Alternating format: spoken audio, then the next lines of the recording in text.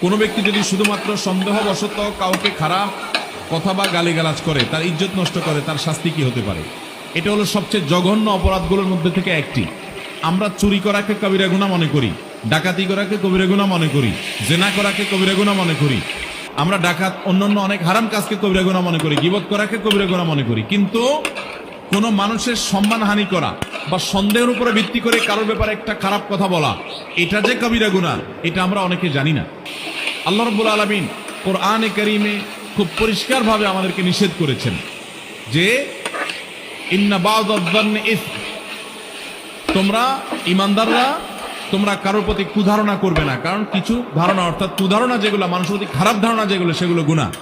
নবী করিম সাল্লাল্লাহু আলাইহি ওয়াসাল্লাম বলেছেন ইয়্যাকুম ওয়ায-যন্ন ফা ইন্নায-যন্না আকযাবুল হাদিস, তোমরা মিথ্যা ধারণা করা থেকে বেঁচে থাকবে, কারণ কারোর প্রতি মিথ্যা ধারণা এটা হলো সবচেয়ে বড় মিথ্যা কথা। আপনি